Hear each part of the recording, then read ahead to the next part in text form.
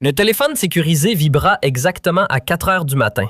Et à cet instant précis, personne au monde n'aurait pu anticiper que les 72 heures suivantes allaient profondément transformer l'équilibre des puissances entre Paris et Moscou pour les années à venir.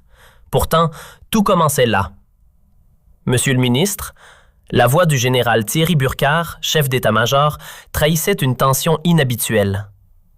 Nous avons intercepté une communication venant du Kremlin.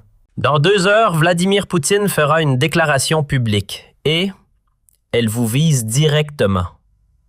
Un silence s'installa. Sébastien Lecornu resta immobile quelques secondes, ses doigts frappant doucement la surface de son bureau massif, un tic discret que seuls ses proches savaient reconnaître. Le message ne laissait aucun doute. Une menace claire, personnelle, visant la France elle-même et directement liée à son soutien militaire à l'Ukraine. « C'est sérieux », murmura quelqu'un. 2 heures plus tard, Moscou prenait la parole. Sur toutes les chaînes russes, Vladimir Poutine apparaissait. Costume sombre, impeccable, regard glacial, posture parfaitement maîtrisée, celle d'un dirigeant qui avait affiné son autorité durant plus de 20 ans. Mais ce matin-là, un détail subtil trahissait une nuance différente, une légère tension dans la voix, presque invisible mais bien présente. « La France », commença-t-il lentement en russe, chaque mot soigneusement pesé.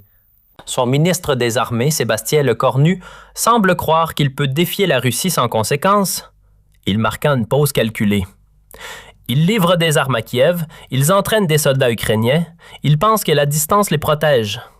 Puis la menace tomba, nette, froide, sans détour.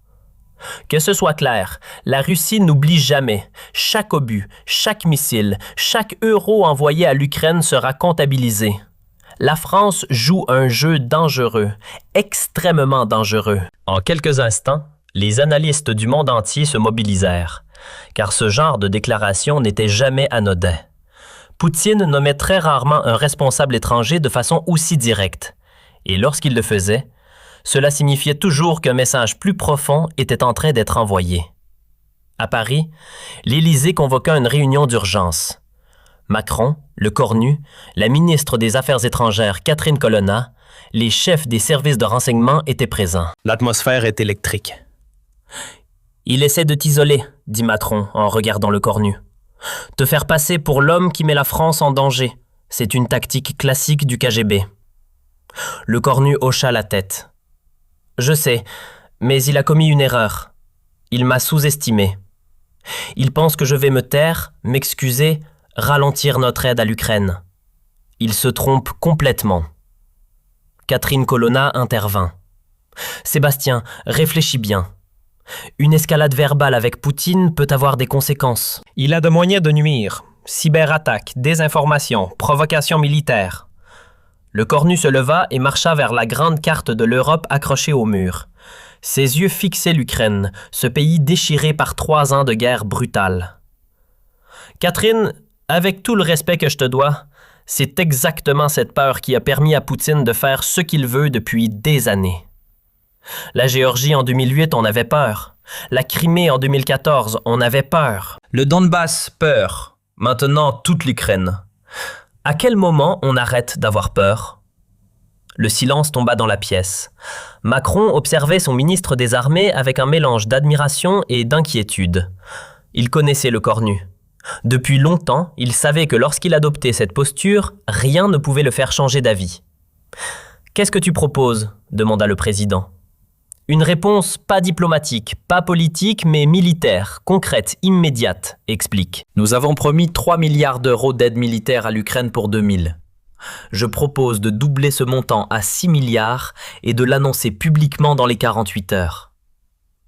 En réponse directe aux menaces de Poutine, l'un des conseillers s'étouffa presque. « Sébastien, c'est de la folie. Le budget de la défense ne peut pas absorber ça. » « Si, il peut. J'ai fait les calculs cette nuit. Nous utilisons les intérêts des avoirs russes gelés. Comme nous l'avons déjà commencé, nous accélérons les livraisons de matériel ancien de l'armée de terre qui doit être remplacé de toute façon. Et nous augmentons les commandes à notre industrie d'armement, ce qui crée des emplois en France. » Macron réfléchissait, ses doigts formant une pyramide devant son visage. C'est risqué, c'est nécessaire, répliqua le cornu. Poutine croit qu'il peut nous intimider parce qu'il pense que nous sommes comme les autres Européens, divisés, hésitants, faibles. Il faut lui montrer qu'il se trompe, pas avec des mots, mais avec des actes. Le président prit sa décision. D'accord, mais tu le gères personnellement. Pas de fuite, préparation totale. Et quand tu l'annonces, ça doit être parfait, inattaquable. Pendant les 36 heures suivantes, le cornu ne dormit pratiquement pas. Il était dans ce qu'on appelait au ministère des Armées son mode guerre. Concentration totale, délégation nulle, contrôle absolu de chaque détail. Son équipe travaillait. Il devait préparer 3 choses simultanément. Premièrement, la liste exacte de l'équipement militaire qui serait envoyé à l'Ukraine. Deuxièmement, le plan de financement qui prouverait que c'était réalisable sans déstabiliser le budget de la France. Troisièmement, la stratégie de communication qui transformerait la menace de Poutine en une victoire française. À 23h30, la veille de l'annonce prévue, le cornu reçut un appel de Bruno Le Maire, son ancien mentor politique. « Sébastien, j'ai entendu des rumeurs. Dis-moi que tu ne vas pas faire ce que je pense que tu vas faire. » « Bruno, tu sais que je ne peux pas discuter des opérations en cours. Ce n'est pas une opération, c'est du suicide politique. Défier Poutine publiquement. Tu sais ce qu'il fait à ses ennemis. » Le cornu resta silencieux un moment, puis d'une voix calme mais ferme. « Bruno, tu m'as appris quelque chose quand j'avais 19 ans et que je travaillais comme assistant parlementaire. Tu m'as dit qu'en politique, il y a ceux qui parlent de principes et ceux qui les défendent. Les premiers font carrière, les seconds font l'histoire. Je choisis l'histoire. » Le lendemain matin, 9h, Français, Européens, Américains, même quelques journalistes russes de médias indépendants en exil étaient présents. L'atmosphère était tendue. Tout le monde savait qu'une annonce majeure allait être faite. Le ministre monta au pupitre. Pas de notes, pas de prompteur, juste lui et sa détermination. « Mesdames et messieurs, commença-t-il, sa voix résonnant clairement dans le silence absolu. Il y a 48 heures, le président de la Fédération de Russie a prononcé mon nom. Il a proféré des menaces contre la France et contre moi personnellement. Je suis ici aujourd'hui pour lui répondre. » Les journalistes se penchèrent en avant. C'était sans précédent, s'adressant directement et publiquement à Vladimir Poutine. « Monsieur Poutine croit que les menaces fonctionnent, qu'elles font peur, qu'elles paralysent. Il se trompe. Chaque menace de la Russie ne fera qu'augmenter notre détermination à aider l'Ukraine. » Il fit une pause, laissant ses mots résonner. « Par conséquent, j'annonce aujourd'hui que la France double son aide militaire à l'Ukraine de 3 milliards d'euros. Nous passons à 6 milliards d'euros. » Le choc parcourut la salle. Des murmures, des exclamations étouffées. Cette aide comprendra 518 nouveaux canons César, plus que tout le parc de l'armée française, plusieurs milliers de munitions de 155 mm, des drones de surveillance français, des missiles Scalp, des systèmes de défense aérienne, des véhicules blindés et surtout la formation continue de milliers de soldats ukrainiens sur le sol français. Le cornu s'arrêta, but une gorgée d'eau, puis continua avec une intensité accrue. « Monsieur Poutine, vous avez dit que la Russie n'oublie jamais. Permettez-moi de vous rappeler quelque chose que vous semblez avoir oublié. La France non plus n'oublie pas. Nous n'oublions pas 112 ans quand vos ancêtres ont combattu Napoléon, non pas par idéologie, mais pour leur survie. Nous n'oublions pas 1914, 1919, quand la Russie était notre allié contre l'impérialisme allemand. Nous n'oublions pas 1944. » Sa voix devint plus dure. « Mais nous n'oublions pas non plus Budapest, Vilnius à 180. » Le silence dans la salle était maintenant total. Certains journalistes avaient cessé de prendre des notes, hypnotisés par ce moment historique. « Vous pensez que nommer un ministre français et proférer des menaces va nous intimider? Vous vous trompez gravement. Chaque menace que vous prononcez sera convertie en aide supplémentaire pour l'Ukraine. Chaque tentative d'intimidation ne fera qu'augmenter notre résolution. » Le cornu se pencha légèrement vers les microphones. « Et je vous le dis clairement, pour que vous n'ayez aucun doute, la France ne reculera pas. Pas d'un centime, pas d'un euro, pas d'une arme. Vous voulez un rapport de force? Le voici. Notre industrie de défense produit maintenant des canons en série, plus que notre propre armée n'en possède. Nous pouvons produire des dizaines de milliers d'obus par mois. Nos usines tournent 24 heures sur 24. C'est cela, l'économie de guerre européenne, et elle ne fait que commencer, conclut-il. Alors, M. Poutine, si vous pensez que menacer un ministre français va changer quoi que ce soit, vous venez de comprendre votre erreur. Vous n'avez pas affaibli notre résolution, vous l'avez renforcée. Merci. La salle explose. Les questions fusent de partout, mais le cornu ne prend aucune question. Il quitte le pupitre, laissant ses mots résonner. En moins de 30 minutes, son discours fait le tour du monde. La déclaration de guerre de Lecornu à Poutine, titrait Le Figaro. Un ministre français défie ouvertement Moscou, annonçait CNN. Lecornu à Poutine, chaque menace est plus d'armes pour l'Ukraine, résumait Riyad. Mais la vraie question était, comment Poutine allait-il réagir? La réponse vient plus vite que prévu. 6 heures après le discours de Lecornu, le porte-parole du Kremlin, Dmitri Peskov, convoque une conférence de presse d'urgence à Moscou. Les déclarations irresponsables du ministre français, Lecornu, sont une provocation inacceptable, dit Peskov, visiblement agité. La Russie prendra des mesures appropriées pour protéger ses intérêts. Mais quelque chose a changé dans le ton. Ce n'est plus de l'arrogance, c'est de la défensive. Les analystes le remarquent immédiatement. Poutine a perdu cette manche, écrit un expert en géopolitique du CSIS. Lecornu a fait quelque chose que peu de dirigeants occidentaux ont osé. Répondre à la menace par l'escalade, forçant Poutine à reculer ou à risquer une confrontation réelle qu'il ne peut pas se permettre. Les 48 heures suivantes sont critiques à Paris. L'équipe de Lecornu surveille chaque mouvement russe. Cyberattaque, aucune augmentation significative. Provocation militaire, rien d'inhabituel. Campagne de désinformation étonnamment modérée. Poutine, le maître de l'intimidation, semble silencieux. Il ne sait pas comment réagir, dit le général Burkhardt à Lecornu lors d'un briefing sécurisé. Tu as fait quelque chose qu'il n'attendait pas.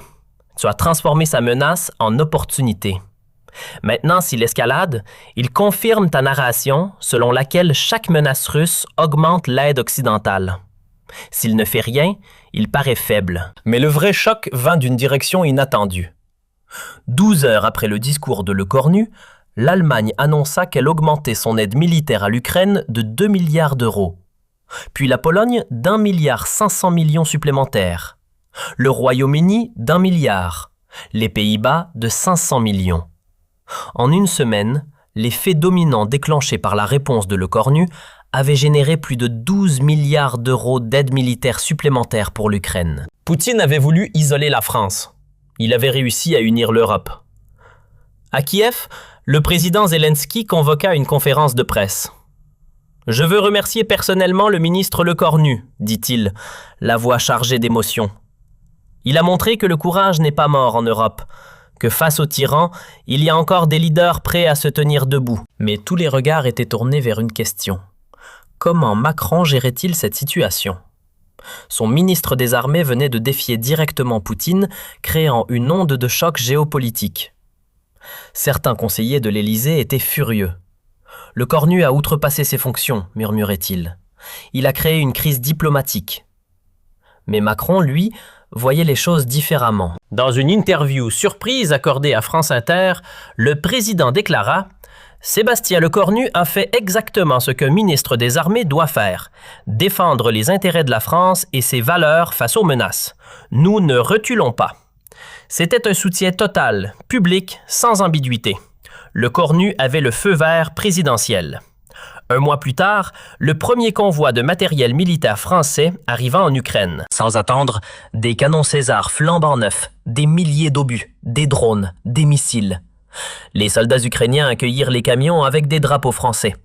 Sur l'un des canons, quelqu'un avait peint au pochoir « Cadeau de Lecornu à Poutine ». Les réseaux sociaux explosèrent avec cette image. Elle devint virale. Un symbole, la réponse concrète à l'intimidation. À Paris, dans son bureau du ministère des Armées, Lecornu regardait les images sur son écran. Catherine Vautrin, son ancienne collègue, l'avait appelé. « Tu as fait quelque chose que personne n'osait faire, dit-elle. Tu as appelé le bluff de Poutine. Ce n'était pas un bluff, Catherine, il était sérieux. Justement, c'est pour ça que ta réponse était si importante. Tu lui as montré que nous sommes aussi sérieux que lui, peut-être plus. Le cornu sourit légèrement. Tu sais ce qui est drôle? Poutine pensait que me menacer directement me ferait peur. Il ne comprenait pas que je n'ai pas peur de lui. J'ai peur de ce qui se passe si nous ne l'arrêtons pas. 3 mois plus tard, lors d'un sommet de l'automne à Bruxelles, un incident révélateur se produisit. Un diplomate russe, lors d'une session à huis clos, aborda le problème Le Cornu en discutant avec des homologues occidentaux. « Votre ministre français est devenu un obstacle aux relations russo-européennes, dit-il. La réponse vint du représentant allemand. « Non, le ministre Le Cornu est devenu le modèle de la manière dont l'Europe doit répondre à vos menaces, et nous le suivons tous. » C'était officiel. Le Cornu n'était plus seulement le ministre des armées françaises. Il était devenu le symbole de la résistance européenne face à l'intimidation russe. À Moscou, dans les couloirs du Kremlin, on parlait différemment de lui maintenant. Plus de mépris, plus de moquerie sur le jeune ministre inexpérimenté. Désormais, c'était un respect forcé, celui que l'on accorde à un adversaire que l'on a sous-estimé.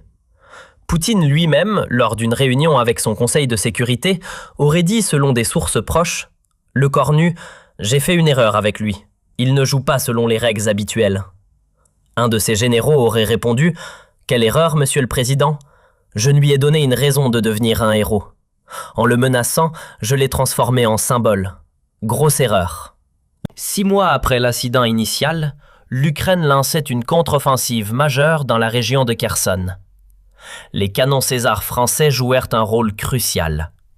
Leur précision, leur mobilité, leur cadence de tir supérieure donnèrent aux forces ukrainiennes un avantage tactique significatif.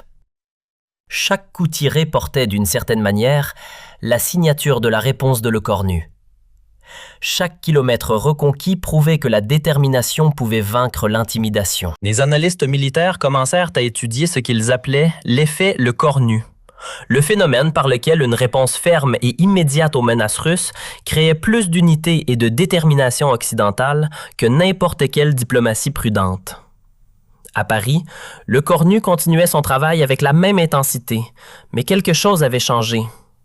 Les autres ministres européens de la Défense l'appelaient désormais régulièrement pour des conseils. Comment gérer les menaces russes? Comment répondre sans escalader dangereusement? Sa réponse était toujours la même, fermement, immédiatement, avec des actes, pas des mots. L'industrie de défense française explosait. Les commandes affluaient, pas seulement de l'Ukraine, mais de toute l'Europe. Les pays baltes voulaient des Césars. La Pologne voulait des missiles Scalp.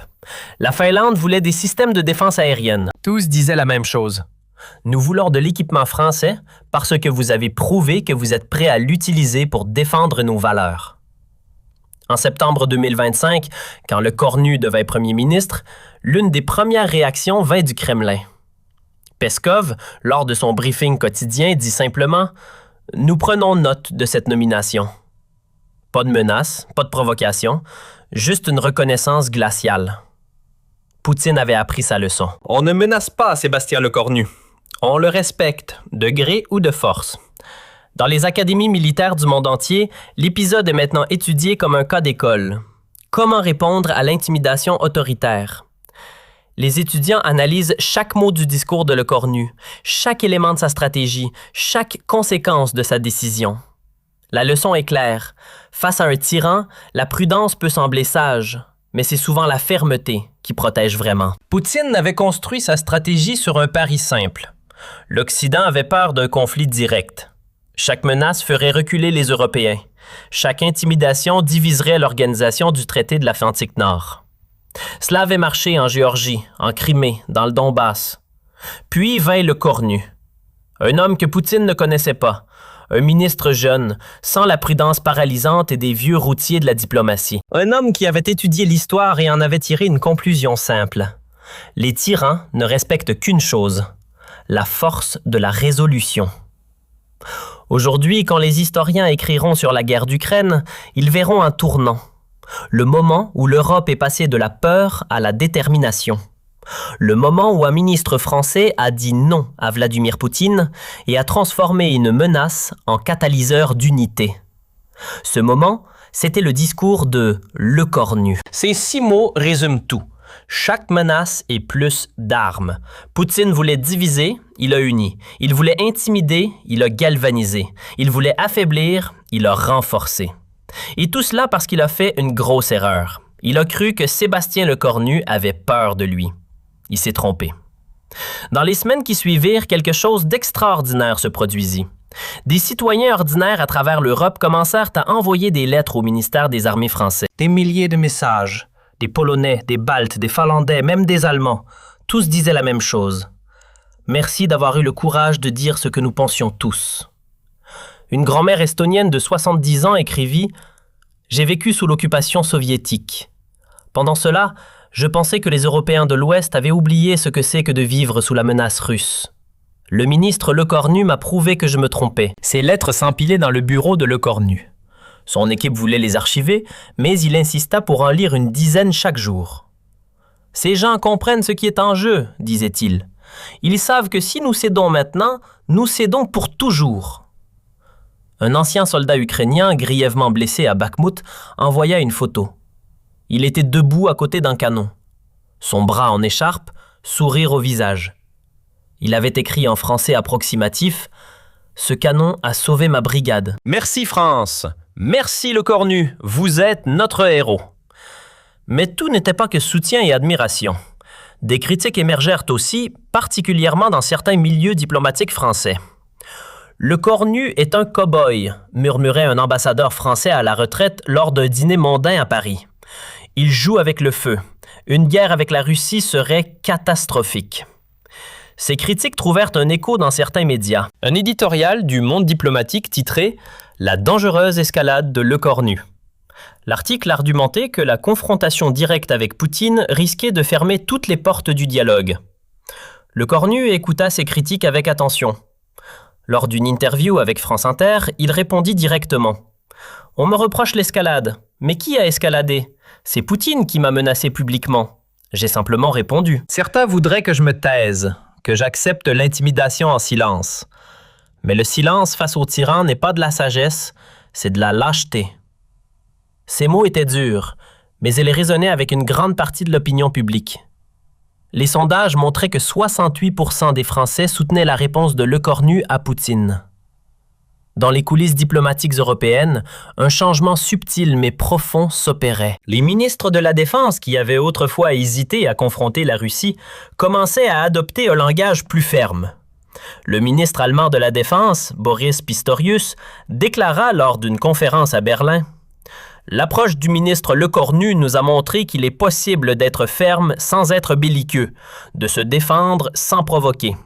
L'Allemagne doit prendre exemple sur cela. » En Pologne, le ministre de la Défense alla encore plus loin. Lors d'une visite à Varsovie, Lecornu fut accueilli comme un héros national. Des milliers de Polonais se rassemblèrent devant le ministère de la Défense polonais, brandissant des drapeaux français et polonais. Certains portaient des pancartes « Lecornu est le De Gaulle de Beauvau » et « Merci d'avoir défendu l'Europe ». C'était un moment surréaliste pour le ministre français habitué aux réunions discrètes et aux négociations en coulisses. « Vous avez fait quelque chose que peu de dirigeants ont le courage de faire », lui dit son homologue polonais Mariusz Blaszczak.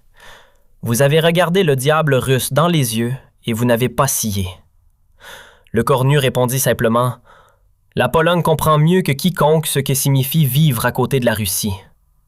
Votre courage inspire le nôtre. » Mais le plus grand test de la stratégie de Lecornu survint 23 mois après son discours initial. La Russie lança une cyberattaque massive contre les infrastructures françaises. Hôpitaux, réseaux électriques, systèmes de transport. Tout fut ciblé simultanément. L'attaque était sophistiquée, coordonnée et portait clairement la signature des services de renseignement russes. C'était la réponse de Poutine. Pas militaire, mais dévastatrice quand même. Dans la salle de crise de l'Élysée, Macron, Lecornu et les chefs des services de sécurité se réunirent d'urgence. « Nous avons contenu 90% de l'attaque », rapporta le directeur de l'Agence nationale de la sécurité des systèmes d'information. « Mais certains dégâts ont été causés. Rien de catastrophique, mais significatif. Tous les regards se tournèrent vers le cornu. Certains attendaient qu'il exprime des regrets, qu'il reconnaisse que sa fermeté avait provoqué cette réponse. Mais le ministre des Armées ne s'y prêta pas. « C'est exactement ce que Poutine veut, dit-il calmement. Il veut que nous pensions que c'est ma faute, que si j'avais été plus doux, plus accommodant, il ne nous aurait pas attaqués. Mais c'est un mensonge. » Il se leva, marchant vers la grande fenêtre donnant sur la Seine. « Poutine nous aurait attaqués de toute façon. Pas parce que j'ai été ferme, mais parce que nous aidons l'Ukraine. Cette cyberattaque aurait eu lieu que je réponde à ces menaces ou non. La seule différence, c'est que maintenant toute l'Europe sait que la Russie est l'agresseur. » Macron acquiesça. Alors, quelle est notre réponse? « Nous triplons nos investissements dans la cyberdéfense, répondit immédiatement le cornu. Nous partageons nos capacités avec tous les pays de l'EU. Nous créons un bouclier cyber européen et nous annonçons tout cela publiquement en expliquant exactement pourquoi nous le faisons. » La stratégie était claire. Transformer chaque attaque russe en justification pour renforcer l'Europe. Poutine ne jouait plus contre un seul ministre, mais contre un système qui apprenait à se défendre de manière systématique. Dans les jours qui suivirent la cyberattaque, plusieurs pays européens rapportèrent avoir subi des tentatives similaires. Mais grâce au partage d'informations coordonnées par la France, presque toutes furent neutralisées. L'attaque de Poutine avait accidentellement créé ce qu'aucune directive européenne n'avait réussi à créer. Une véritable coopération en matière de cybersécurité. « C'est ironique, dit le premier ministre estonien lors d'un sommet européen d'urgence. Poutine pensait diviser l'Europe en attaquant la France. Il a réussi à nous unir encore plus. » 6 mois après le discours initial de Le Cornu, un événement surprenant se produisit. Un ancien général russe, Andrei Gouroulev, fit défection en Occident.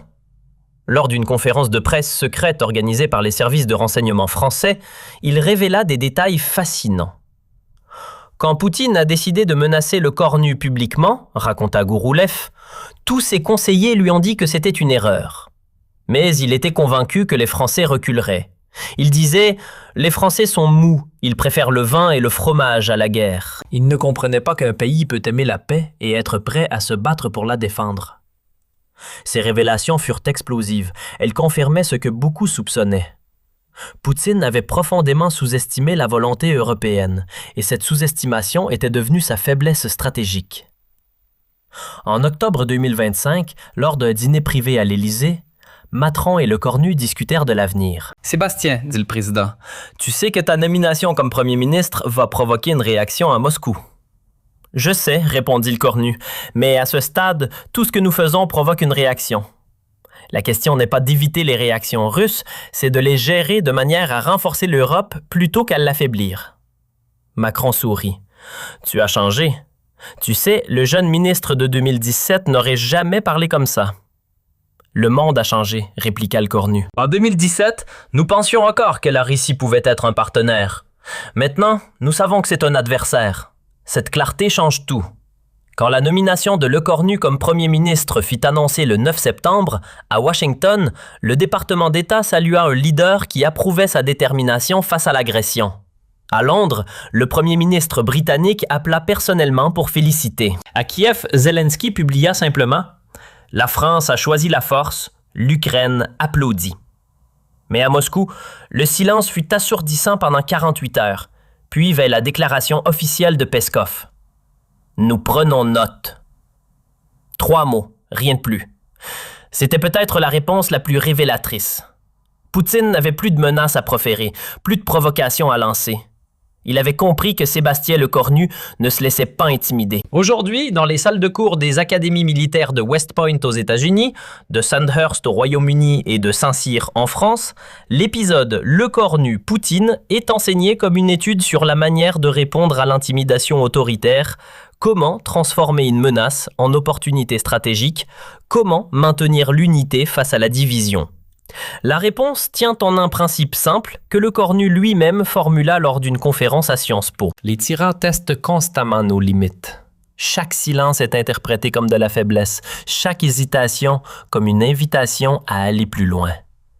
La seule langue qu'ils comprennent vraiment est celle de la détermination inébranlable. Un étudiant leva la main. « Monsieur le Premier ministre, N'avez-vous jamais eu peur que votre réponse mène à une escalade incontrôlable? Le cornu réfléchit un moment avant de répondre. Bien sûr que j'ai eu peur. Seul un fou n'aurait pas peur. Mais j'avais encore plus peur de ce qui se passerait si nous ne répondions pas. L'histoire nous enseigne que l'apaisement face aux dictateurs ne mène jamais à la paix, seulement à des guerres plus grandes, plus tard. Il marqua une pause. En 1938, Chamberlain est revenu de Munich en proclamant la paix pour notre temps. Un an plus tard, la Seconde Guerre mondiale éclatait. Pourquoi? Parce que Hitler avait interprété l'apaisement comme de la faiblesse. J'ai étudié cette histoire. J'ai juré de ne jamais la répéter. Dans les archives du Kremlin, selon des sources de renseignement occidentales, un dossier spécial existe maintenant. Son titre, « Le problème le cornu ». Il contient des centaines de pages d'analyse sur la manière de neutraliser l'influence du Premier ministre français. Mais chaque stratégie proposée se heurte au même obstacle. Le cornu ne répond pas aux tactiques habituelles. Il ne peut pas être intimidé, il ne peut pas être acheté, il ne peut pas être manipulé. Un analyste russe aurait écrit dans une note confidentielle « Le cornu représente un nouveau type de dirigeant occidental. Il n'a pas peur du Kremlin et cette absence de peur est contagieuse. D'autres leaders européens commencent à l'imiter. C'est un problème stratégique majeur pour la Fédération de Russie. » Cette analyse était exacte. En 2024 et 2025, on observa une transformation progressive mais réelle du discours européen face à la Russie. Les mots « apaisement » et « dialogue » cédaient la place à « dissuasion » et « fermeté ». Ce changement sémantique reflétait un changement de mentalité. Et au centre de cette transformation se trouvait l'exemple de Sébastien Lecornu. Le dernier chapitre de cette histoire reste à écrire. Poutine est toujours au pouvoir en Russie. La guerre en Ukraine continue. Les tensions entre l'Occident et Moscou restent élevées. Mais quelque chose d'essentiel a changé. L'Europe n'a plus peur de dire non. Elle n'hésite plus à se défendre. Elle comprend qu'entre la guerre et la paix, il existe un troisième chemin, la dissuasion par la détermination.